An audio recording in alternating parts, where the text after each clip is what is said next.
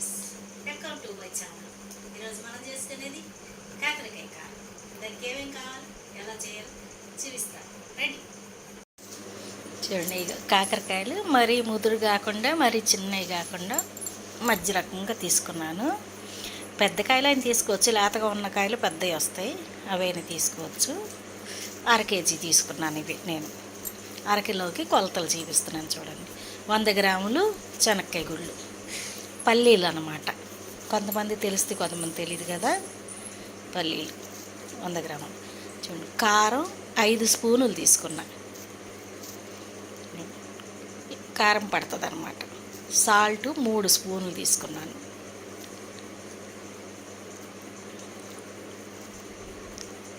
ఎల్లుల్లిపాయ పెద్దపాయ 1 లేదా చిన్నదైతే 1.5 తీసుకోండి. పొట్టి తీసినా పర్వాలా, తీపోయిన పర్వాలా. 1 స్పూన్ జీలకర్ర, ఒక 25 గ్రాముల దాకా చింతపండు తీసుకున్నాను. చేదు లేకుండా ఉంటుంది అన్నమాట. కొంచెం కరివేపాకు. ఇప్పుడు ఎలా చేయాలో చూపిస్తాను. చూడండి, కాకరకాయ గుండ్రంగా కట్ చేసేసుకోవాలి. మీకు ఇష్టమైతే గింజలు ఉంచుకోండి, ఇష్టం లేకపోతే తీసేసుకోండి. నేను కొన్ని ఉంచుకున్నా, కొన్ని తీసుకున్నాను. ఎందుకంటే బాగుంటుంది కరకరలాడతా. బాండీ పెట్టేసుకొని బాండీ కాగిన తర్వాత నూనె పోసేసుకుందాం. 100 నుంచి 150 గ్రాముల దాకా పోసుకోవచ్చు నూనె. తర్వాత ఏదైనా ఏపుళ్ళు ఉపయోగించుకోవచ్చు మిగిలితే, చేదేం దిగదు దాంట్లోకి. నేను 150 గ్రాములు పోసుకున్నాను.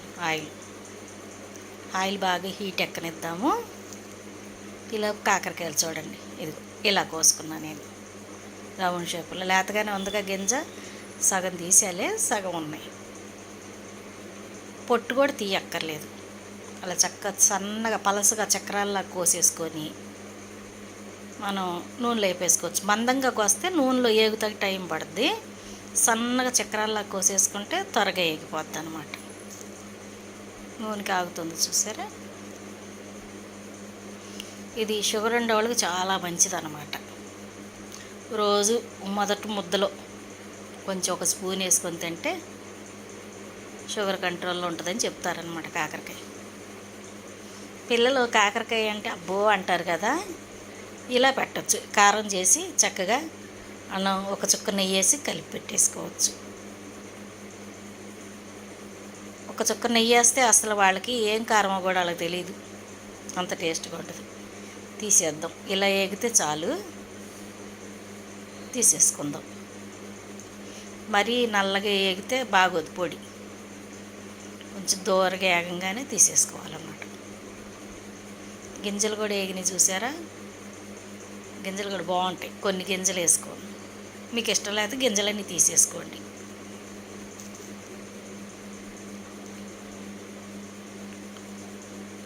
అలా ట్రిప్కి ఒక గుప్పుడు వేసేసి ఏం చేసుకుంటాం అన్నమాట. నల్లగా అవనవి మాకండి, కొంచెం గోల్డ్ కలర్ వస్తుంది. గోల్డ్ కలర్ రాగానే కట్టేసేసి తీసేసేసుకోండి. ఇవి కూడా వేగిపోయినాయి, తీసేసేద్దాం.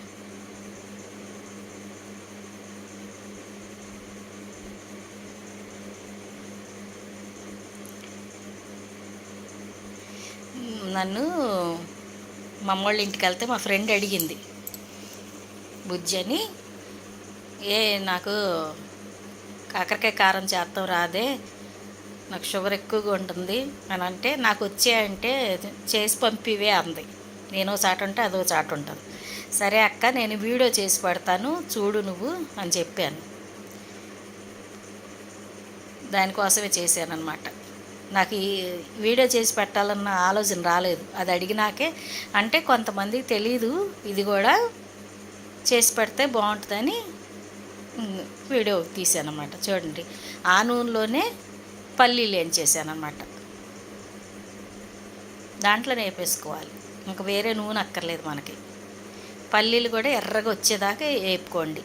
కొంతమందికి పల్లీలు వేపుతూ రాదు, పచ్చి పచ్చిగా ఉంటాయి. పల్లీలు ఏగేటప్పుడు పగులుతాయి అన్నమాట, కొంచెం బద్దల కింద. అప్పుడు ఏగిపోయినట్టు మనకు లెక్క. దాంట్లో కాస్త కరివేపాకు కూడా వేసేద్దాం. స్టవ్ కట్టేసుకొని కరివేపాకు వేసుకోండి. ఆ వేడికి వేగిపోద్ది చాలు.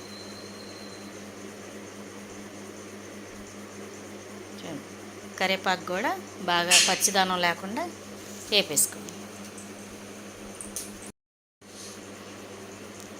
కరివేపాకు కూడా తీసేద్దాము, వేగిపోయింది. ఇవన్నీ వేయించుకొని ఓ 10 నిమిషాలు పక్కన పెట్టుకోవాలి, చల్లారాలి. వేడి మీద మిక్సీలో వేయలేము, చల్లారిపోవాలన్నమాట. చల్లారిపోనిచ్చి అన్నీ కలిపేసేసుకోవచ్చు మనం మిక్సీలో.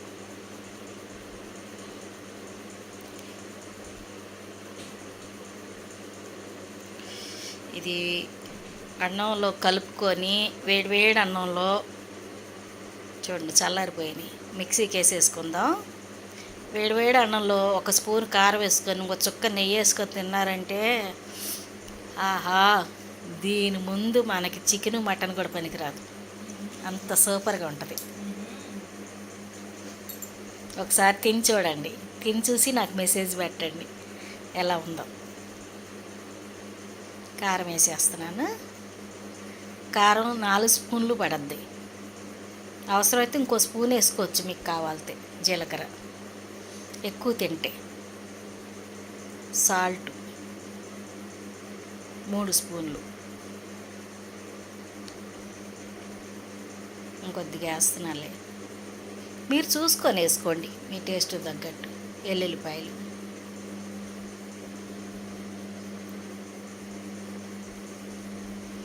చింతపండు ఏ రెబ్బకు ఆ రెబ్బ తీసి వేసుకోండి, అలా ముద్దగా ఏమాకండి, అలా రెబ్బల కింద తీసేసి వేసుకోండి.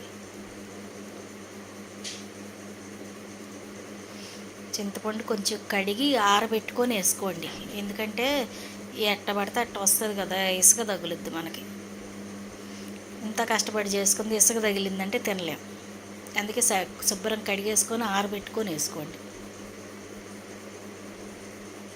పల్లీలు కొద్దిగా ఉంచుతున్నాను, పైన జల్లుకుంటే పంటి కింద అక్కడక్కడ తగిలితే భలే రుచిగా ఉంటుంది. పల్లీలు కారం తినేటప్పుడు అక్కడక్కడ పంటి కింద తగలాలన్నమాట, టేస్ట్గా ఉంటుంది. కరివేపాకు వేసేసా. ఇవన్నీ కలిపి మిక్సీ పట్టేసుకున్నప్పుడు మిక్సీ పట్టేసేసాను. చూడండి చక్కగా పొడి పొడిలాడుతూ వచ్చింది. దీన్ని ఓ ప్లేట్లోకి తీసేసుకుందాం. ఓ ప్లేట్లో తీసుకొని ఒక 5 నిమిషాలు కొంచెం ఆరబెట్టుకోండి. మిక్సీకి వేసినప్పుడు వేడిగా ఉంటుంది కదా, ఆ వేడి పోవాలి కదా.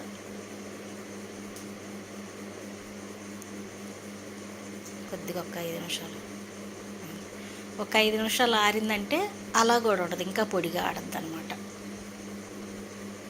దీన్ని మనం ఒక బౌల్లో తీసేసుకొని ఒక రోజు బయట పెట్టుకొని రెండో రోజు ఏదన్నా ఒక బాటిల్లో పెట్టేసుకోవచ్చు. మనం ఒక వారం నుంచి 10 రోజులు ఉంటుంది నిలవ మనకి. కొంచెం ఊరికే డెకరేషన్కి కరివేపాకు పల్లీలు వేసుకున్నాం అనమాట. అలా ఉంటే తినాలనిపిస్తుంది కదా చూడగానే, అందుకే అలా చేశాను. బాగుంటుంది. ఎవరైనా మన ఛానల్ కొత్తగా చూస్తుంటే ప్లీజ్ సబ్స్క్రైబ్. వీడియో చూస్తున్నారు కానీ లైట్ కొడతలేదు, మర్చిపోకుండా లైట్ కొట్టండి. మీ ఫ్రెండ్స్ ఉంటే షేర్ చేయండి.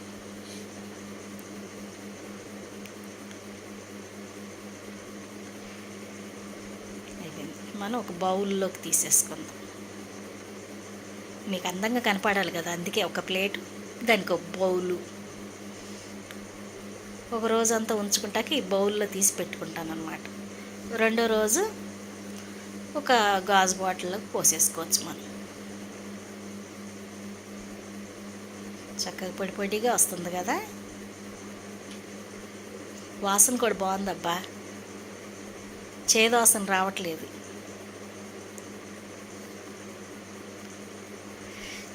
ఏది కూడా మన ఇష్టంగా తింటే చేదు అనేది ఉండదు, టేస్ట్ లేదు అని ఉండదు. ఇష్టంగా తింటే, ఇష్టం లేనట్టుగా ఉంటే అది చేదు లేకపోయినా బాగోలేదంటారు. నేను మా ఫ్రెండ్స్కి 2 పంపించా, చాలా బాగుందంట. అబ్బా భలే ఉంది, అసలు చేదు లేకుండా ఎలా చేసేవి అంటున్నారు. పాపం అడిగిందని బుజ్జక్క దాన్ని తీసుకెళ్ళి ఇత్తాకాను కుదరలేదు, దానికోసమే చేశా వీడియో. బుజ్జక్క సారీ, నువ్వు చేసేసుకో ఈ వీడియో చూసి. Okay friends, thank you.